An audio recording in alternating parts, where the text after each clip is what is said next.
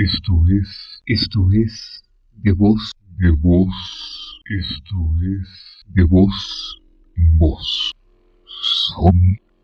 Sobe de voz en voz. Esto es de voz en voz. Y que tu voz resuene.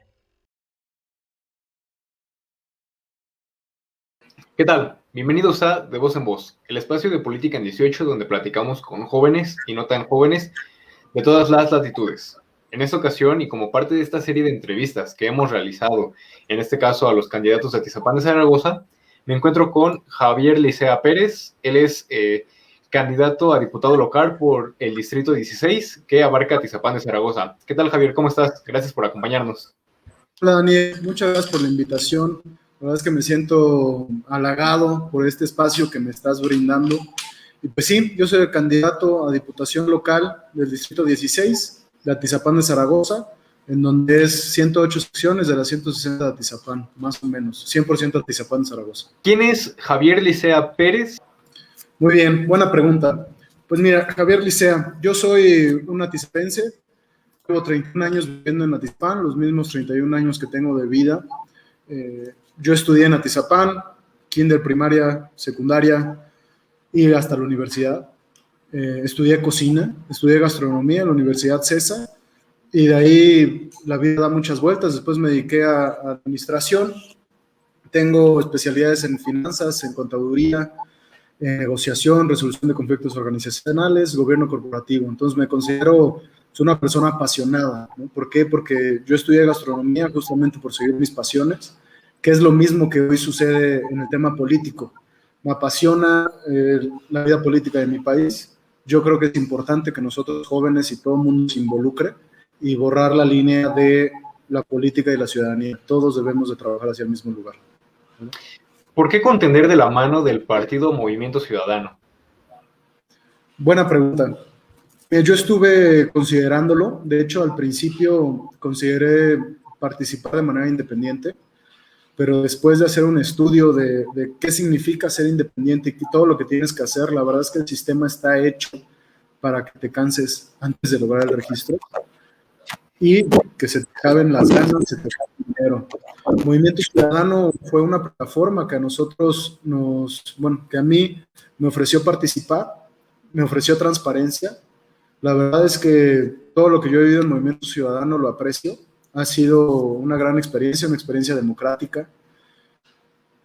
Y después de estudiar lo que el Movimiento Ciudadano ofrece, pues la verdad es que conecta con lo que yo estoy haciendo.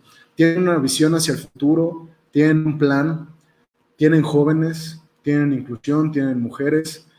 Y aquí en Atizapán, pues dejaron que nosotros propusiéramos los perfiles de los atizapenses que mejor representaran, y no por eso la gran mayoría de nuestra planilla son mujeres, y hasta tenemos a Jorge Cortés, que es un candidato a regidor, que está en silla de ruedas, que es discapacitado. Entonces, inclusión, libertad, y que conjuga con mi ciencia. ¿Cambiarías algo del partido? ¿Cambiaría algo del partido? Mira, yo creo que los partidos, en su gran mayoría, todos nacen con buena visión, con unos elementos de misión, visión, valores muy buenos, y las personas son los que los van viciando, ¿no? Yo creo que lo único que cambiaría del partido es la percepción que tiene la gente que somos aliados de Moreno, somos satélites, pero la verdad es que no es así. Quisiera preguntarte qué retos implica contender sin ir en coalición. Es una muy buena pregunta. Nosotros, ¿qué pasa en Movimiento Ciudadano? Movimiento Ciudadano siempre había trabajado en coalición. El ejercicio pasado, en el 2018, ellos fueron en coalición con el PAN. Entonces, al hacer nuestro estudio de votación, nuestro estudio de gabinete de los ejercicios anteriores, pues nos dimos cuenta que Movimiento Ciudadano no tiene voto duro. Y ese, quieras o no, es algo en contra. Porque nosotros vimos que en Atizapán de Zaragoza tuvimos alrededor de 5,000 votos.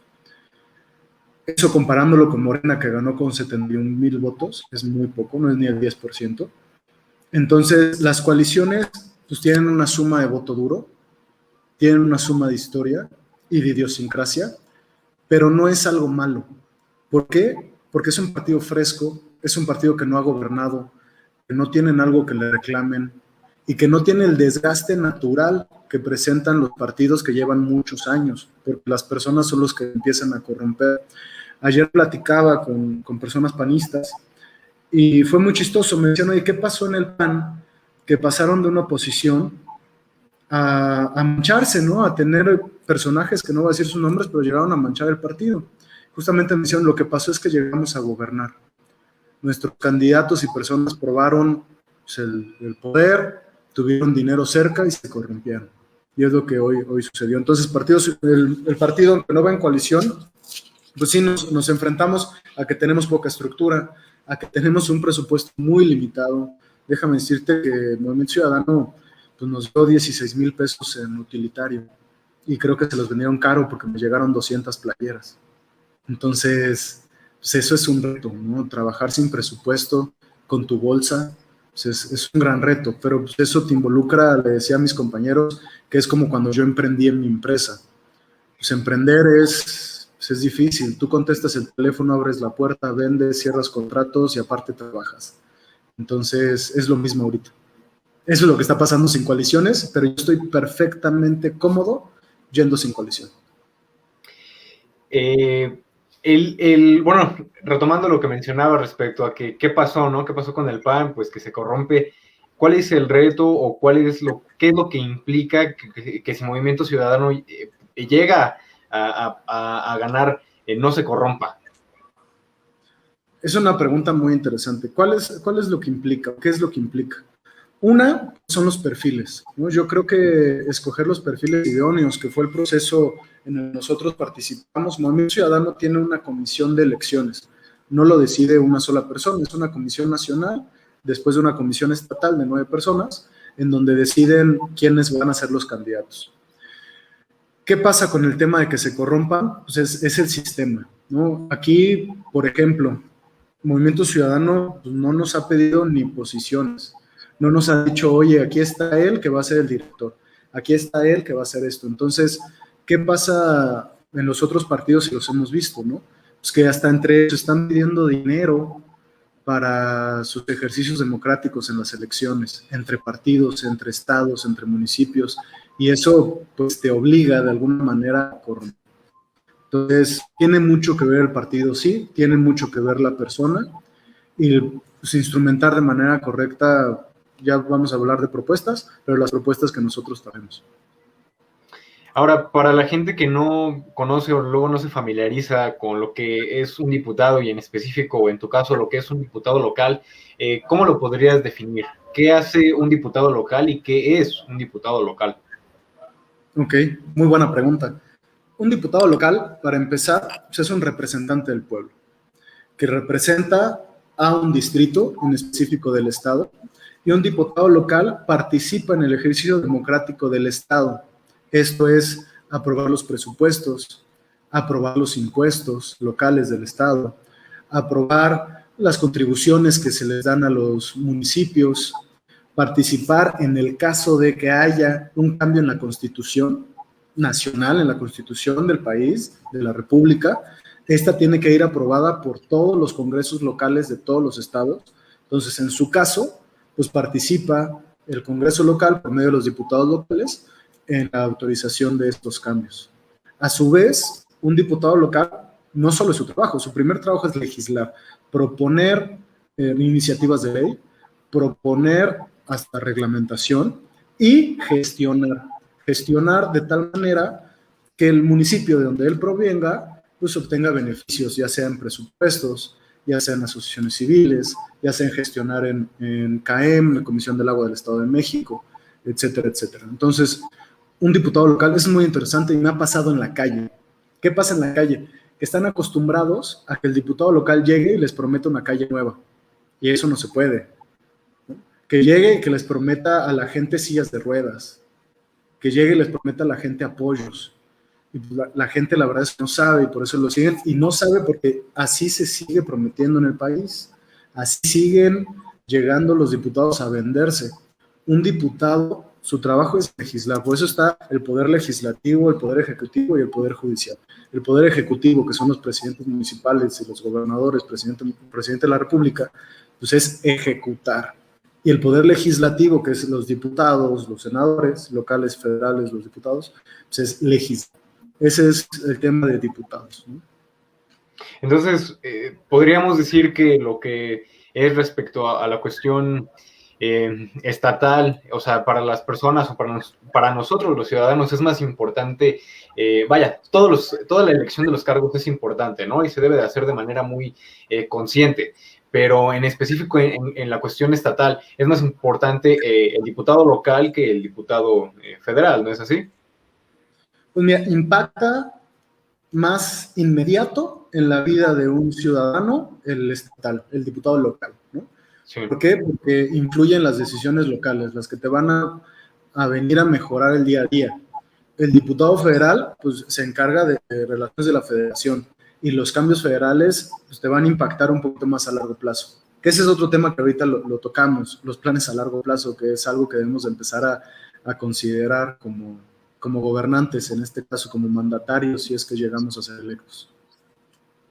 Nos comentabas ya hace algunos instantes que vivías en Atizapán de Zaragoza, que toda tu vida has vivido, ¿no?, en Atizapán de Zaragoza.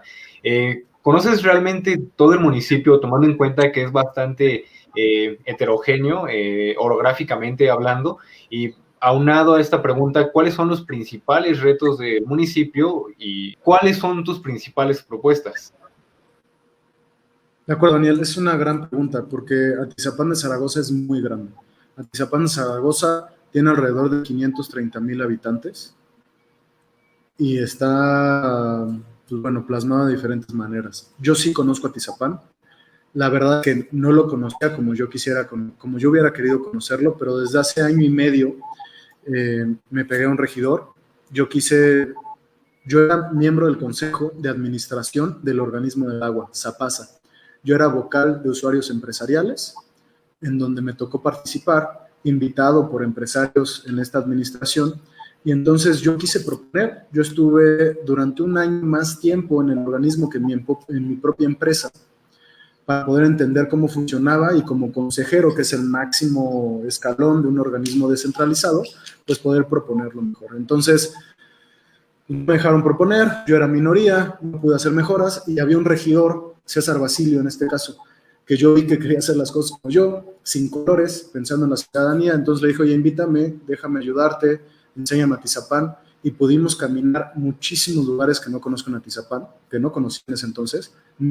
Sí me falta, pero justo ahorita los estoy caminando todos. Y sí, Atizapán es muy variado. Los principales retos del municipio, pues mira, son muchos. Tenemos un gran problema en Atizapán, en el Estado de México y en el país en general, y esto se llama agua. El agua, nosotros en Atizapán tenemos colonias donde el agua no llega cada séptimo día, o llega cada quinto día, y en muy malas condiciones.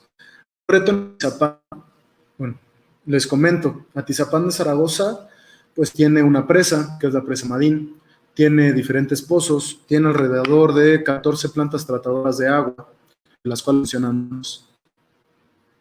Entonces, el principal reto en Atizapán de Zaragoza es la planeación urbana para poder generar las líneas de agua suficientes, que no tengamos pérdida de agua potable, que se separen los drenajes, tanto pluvial como de aguas residuales, que se traten las aguas y que se les enseñe a la población a la captación de agua.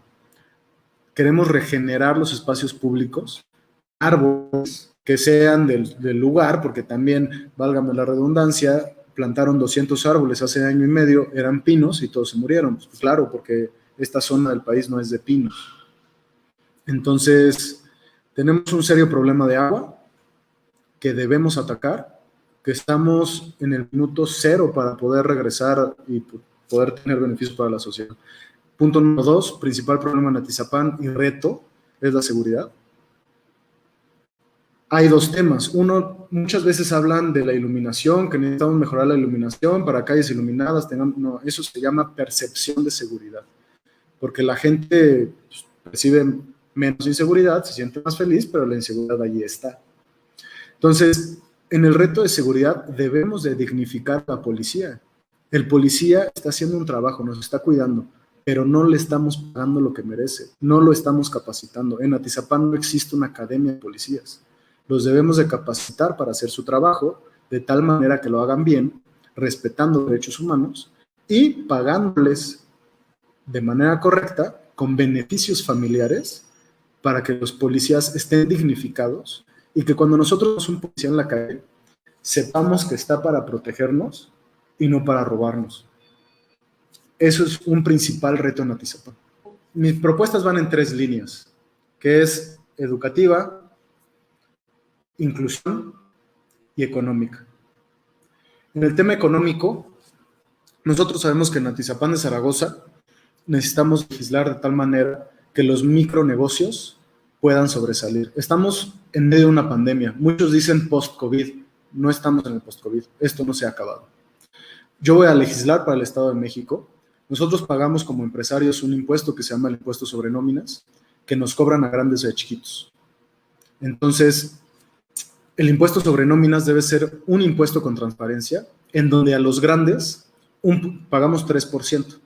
Yo estoy buscando que un punto de ese impuesto se meta a un fideicomiso, en donde la mayoría del comité técnico sean empresarios y cámaras empresariales, para que ellos decidan en qué se gasta ese dinero y que sean mejoras para la industria en el Estado de México en general, y así podamos tener mayor inversión, mayor desarrollo, mayor empleo. Y para los micro y pequeños negocios, poder estar exentos de este impuesto en lo que el tema económico se mejora. En el tema de inclusión, tenemos en el Estado de México un grave problema de inclusión. Inclusión es una palabra muy grandota. Como te mencionaba, en Atizapán de Zaragoza estamos conscientes de ello y nuestros regidores están en silla de ruedas. Y aunque en la reglamentación, protección civil, tiene que debe haber rampas y accesos para las personas discapacitadas, tanto en espacios públicos como privados, como lo son plazas, no cumplen estas con los estándares. El otro día lo acompañé a cortarse el cabello y la rampa donde fuimos tenía una inclinación de casi montaña rusa, en donde te paso el video, fue muy complicado estar con él. Entonces, debemos mejorar, estandarizar y generar accesos para todas las personas discapacitadas en los espacios públicos y privados.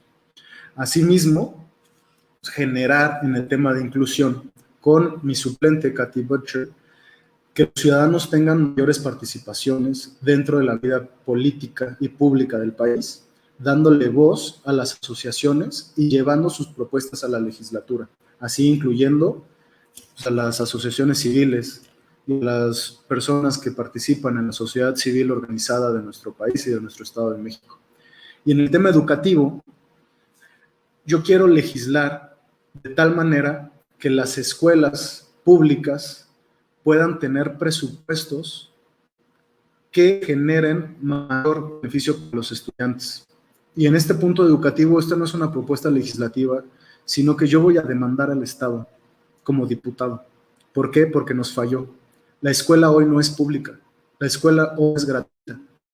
La gente tiene que pagar internet para poder recibir su escuela. Debe de tener una computadora los niños, porque aparte si tienes 3 niños, pues debes tener 3 computadoras. Y debes de tener internet y serie de cosas, porque aparte los niños ya comen en la casa y el papá no puede salir y las mamás están sufriendo porque pues, nunca se dieron cuenta que el niño no ponía atención en la escuela y ahí tiene que estar la mamá al lado. Entonces, la escuela ya no es gratuita. Voy a demandar al Estado para que haya acceso a internet y computadoras para los estudiantes de escuelas públicas y así podamos seguir estudiando, porque el día de hoy tenemos un año en retraso en la educación pública del país. ¿Quiénes hacen la política, Javier? ¿Quiénes hacen la política? Sí. Los ciudadanos. ¿Por qué? Pues porque todos debemos de seguir las reglas. Escribimos reglas, pero los debemos de seguir. Entonces la política está hecha por los ciudadanos. Vaya, a estas alturas a la gente le cuesta trabajo en ocasiones creer, ¿no? Y también por esta decepción que se ha venido gestando a lo largo de los años, creerle a los partidos políticos y a los candidatos que los partidos abanderan. Entonces, en este sentido, ¿por qué la población, por qué Atizapán debería de votar o creer en ti y en este caso en Movimiento Ciudadano? Ok, perfecto. Pues mira, es una pregunta que me hacen mucho en la calle, ¿no? Y pues no, yo estoy visitando colonias, estoy caminando el ayuntamiento y me dicen, ¿otra vez? ¿No? Si no vas a regresar, si ya me mintieron. O sea, el ciudadano está cansado. Y el problema es que no quiere participar. Y ese es un grave problema, no quiere salir a votar. ¿Y eso qué sucede? Y se lo digo a todos. La realidad es que los partidos tienen un grueso de votantes que se llama voto duro o hasta voto comprado, que es la realidad. Entonces, ¿qué pasa? Si los ciudadanos no salen a votar, si solo el 40% de la población sale a votar, pues de ese 40%, 20% es voto duro y es voto de los partidos grandes y siempre vamos a perder y no vamos a estar representados. Entonces, es importantísimo salir a votar. El voto, la verdad es que en mi creencia, debería ser una obligación del ciudadano. Y eso debería de ser obligación de todos. ¿Por qué? Porque si nada más sale el 40% y tú ganas con el 20%, pues es el 20% del 100 o el 20% del 40 el que decidió quién nos gobernara. Ahora, ¿por qué deberían de creer en mí? Mi Javier Licea, o en el proyecto que Javier Licea abandera, porque yo no estoy solo. Yo tengo un equipo, yo tengo una candidata suplente, que aparte es muy interesante, Daniel, déjame decirte, yo soy el candidato más joven del distrito, con 31 años, y mi candidata suplente, Katy Butcher, es la candidata, la única mujer, déjame decirlo así, y con más experiencia, con 61 años. Entonces somos una dupla, yo no estoy solo, yo estoy bien acompañado. Entonces, ¿por qué deberían de creer en mí? Yo soy un ciudadano, yo estoy preparado académicamente y más yo quiero servir y no servirme.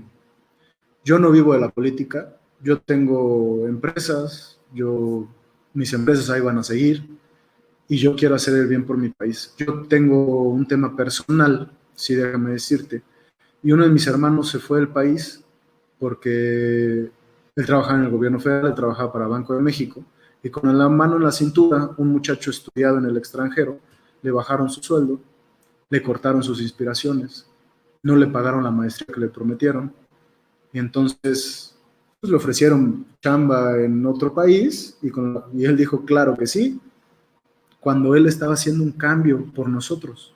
Yo no quiero que eso suceda con los jóvenes de nuestro país, y por eso quiero llegar a legislar.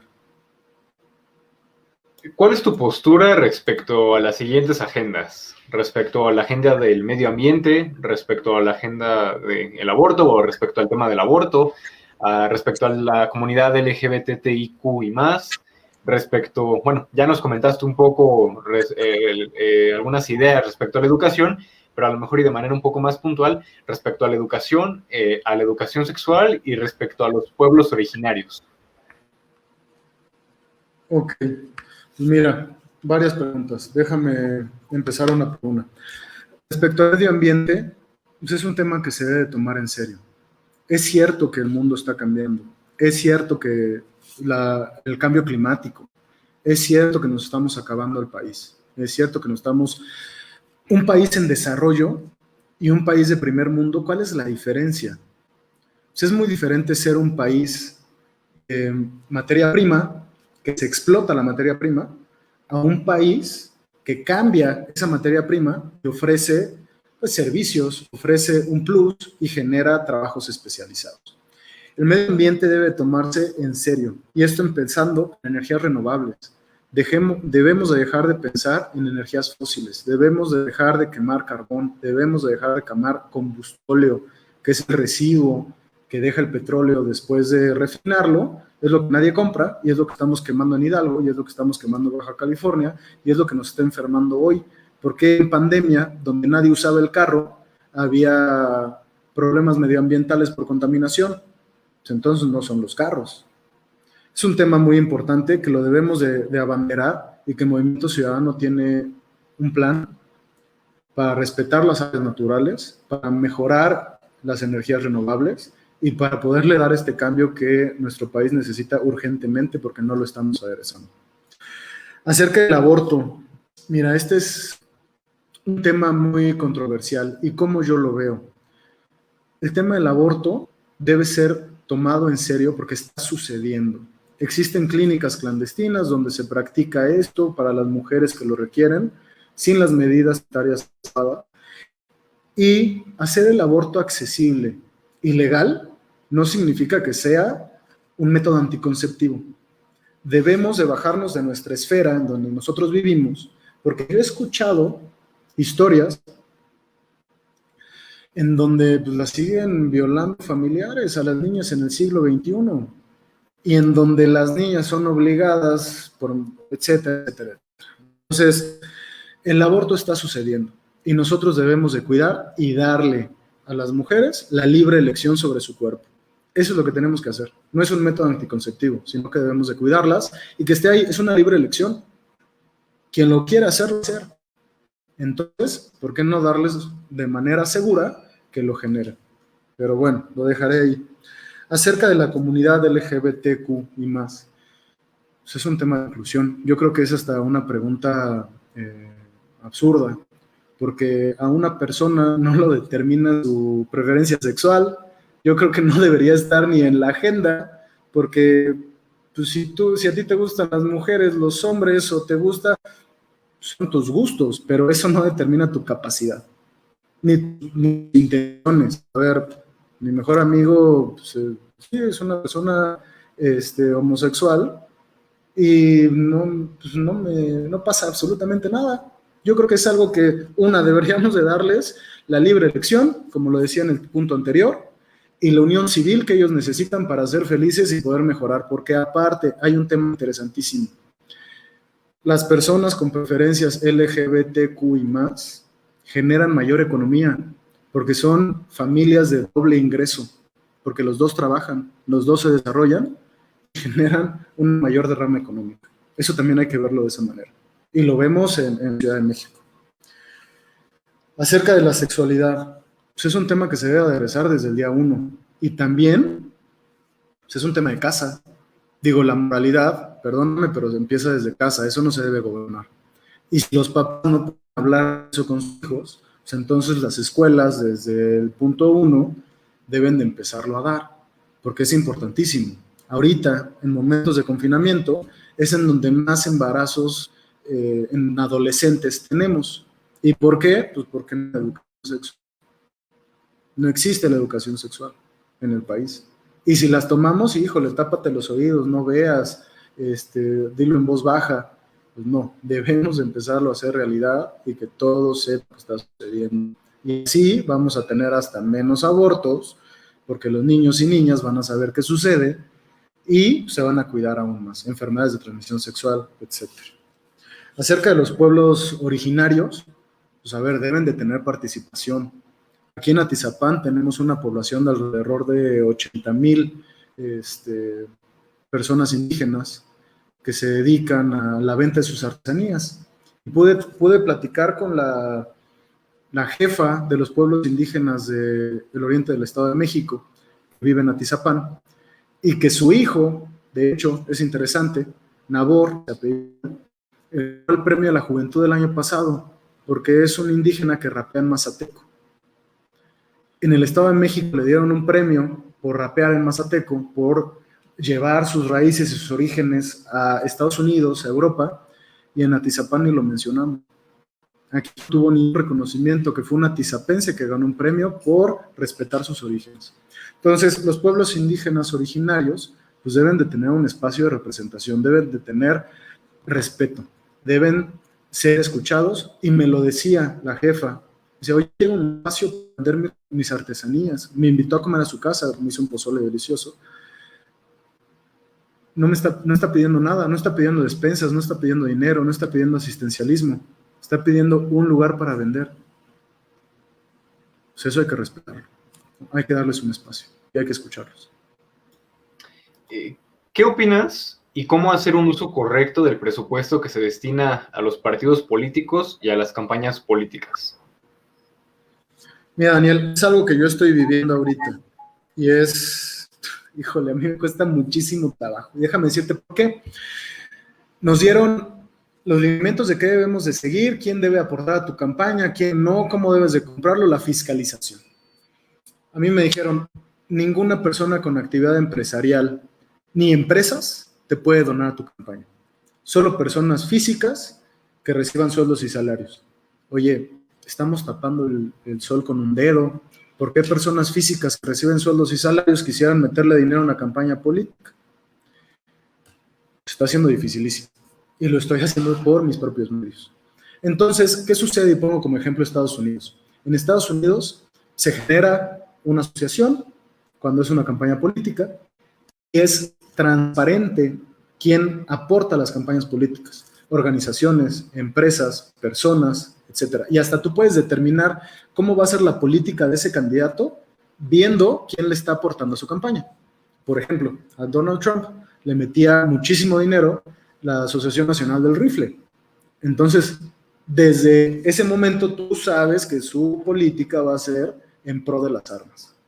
Entonces, aquí en México, los partidos políticos reciben muchísimos beneficios en temas de partidas presupuestarias que podría ser utilizado de mejor manera y en mejor perspectiva. ¿Por qué? Porque mientras más, como lo decía muy bien Kumamoto, voto, presupuesto. Si no tienes votos, pues no tienes presupuesto, que al final del día no deberían tener presupuesto público, en mi parecer. Y dos, el financiamiento debería ser abierto, debería ser fiscalizable. ¿Por qué? Porque a mí me tocó ir a comprar utilitario al centro, ¿no? Me veía con otros partidos y yo decía, oye, yo quiero 20 chalecos. Y el de al lado de mí compraba 20,000. Dice, ay, caramba, mi tarjeta no pasa, ¿no? ¿Con qué dinero? ¿Lo pagó en efectivo? ¿Eso está fiscalizado? Estamos tapándonos el sol con un dedo y ahí debemos de hacer transparente, empezando por ahí. Y debemos de saber, oye, a él está invirtiendo tal empresario, pues entonces sabemos que la política de telecomunicaciones va a ir de esta manera, ¿no? O la política de energía, porque pues, uno de los que me está aportando es dueño de una mina de carbón, pues entonces me voy a regresar a la prehistoria y voy a quemar carbón para generar energía, ¿no? Entonces deberíamos de hacerlo totalmente transparente. Y para los partidos políticos, pues deberían de vivir de presupuesto por medio de fundaciones en donde les aportaran e hicieran más por el país y no solo acordarse de la gente cada 3 años. ¿Cómo hacer un uso correcto? Pues mira, primer punto pues es la auditoría. Deberían de tener reglas específicas para el uso del presupuesto, que según yo existen. Cada partido utiliza su presupuesto de manera arbitraria. Y dos, pues bueno, tener por medio del Estado, ya que son recursos públicos, una auditoría que revise el gasto de los partidos políticos, pero que el auditor, en este caso contralor, que se llaman las administraciones públicas, pues no le reporte a dueño del partido, que es lo que pasa también en los ayuntamientos y en los estados, que esa sería otra pregunta. Entonces yo, ¿qué haría?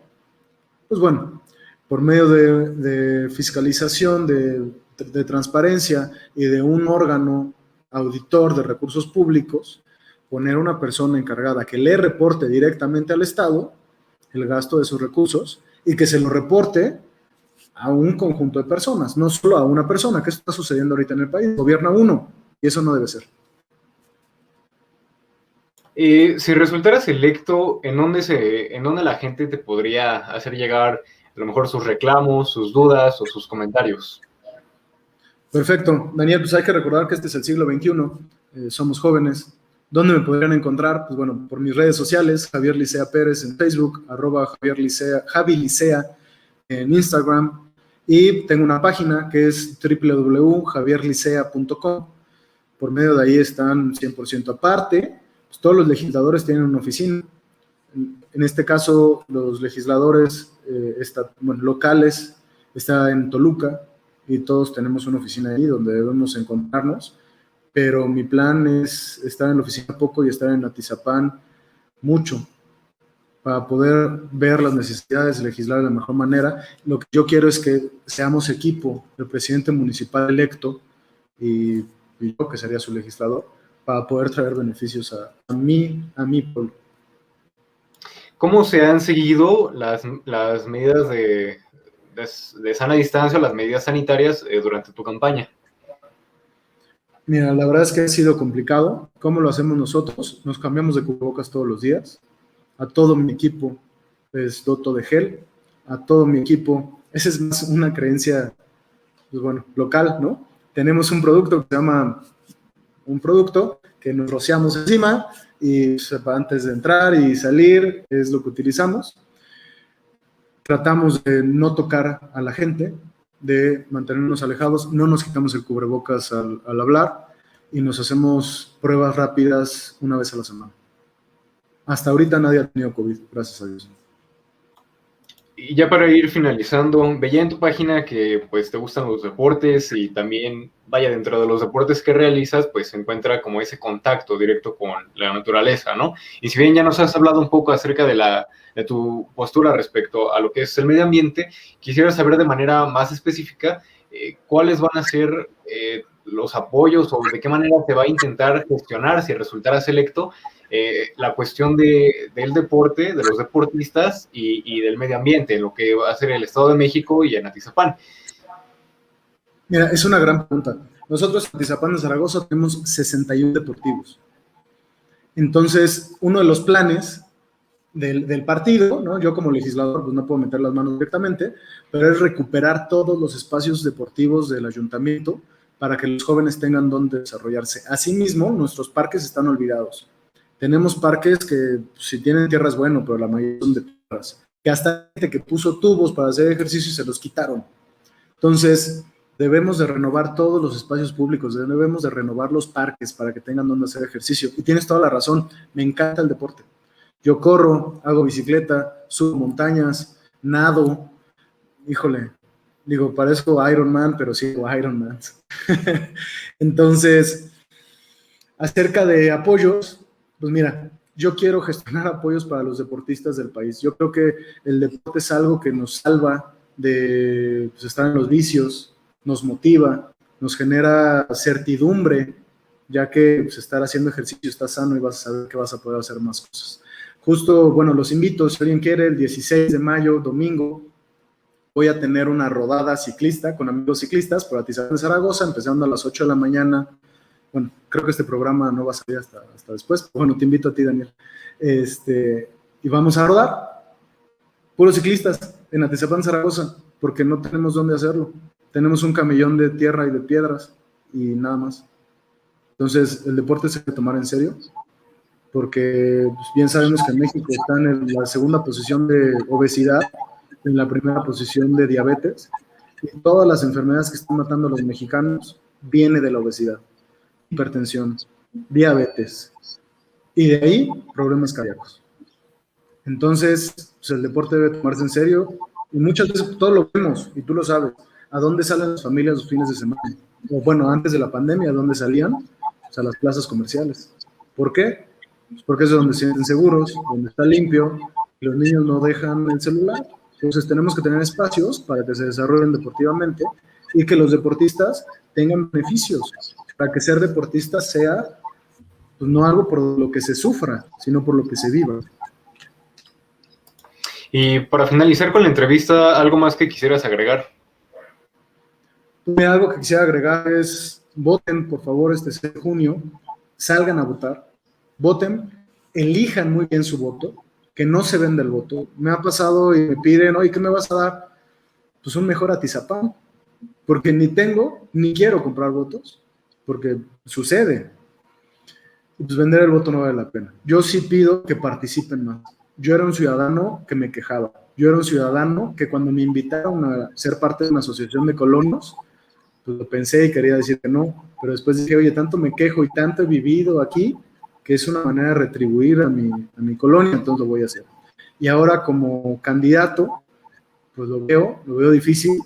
La verdad es que cuando me despierto de mañana digo, híjole, no, tengo que seguir, porque hay tanta gente a la cual le debo donde estoy, que por ellos lo estoy haciendo, empezando por mis papás. Entonces, un mensaje importante, 6 de junio, salgan a votar, elijan muy bien a sus gobernantes y recuerden que nosotros ciudadanos ponemos y quitamos. Y decirle mandatario a quien está en el gobierno, pues es porque siga un mandato, no porque esté mandando. Y los mandantes somos nosotros los ciudadanos. Ellos están ejerciendo un trabajo como cualquier otro. Y el trabajo es la representación. Entonces, ¿cómo erradicar, en este caso también, los malos gobiernos? Pues es participar. Y como ciudadano, estar observando. Daniel, muchas gracias por la entrevista. No, al contrario, te agradecemos a ti, Javier, y pues los invitamos a que, como cada semana, nos sigan en Política en 18, ya sea con las entrevistas que subimos o en el programa a las 8 de la noche. Los invitamos también a que vean las demás entrevistas que tenemos a los otros candidatos, a que las compartan si es de su agrado, pero no solamente porque sea de su agrado, sino para que todos nos informemos. Esto ha sido De Voz en Voz y que las voces de todos resuenen. Esto es De Voz, esto es De Voz en Voz. Sobre De Voz en Voz. Esto es De Voz en Voz. Y que tu voz resuene.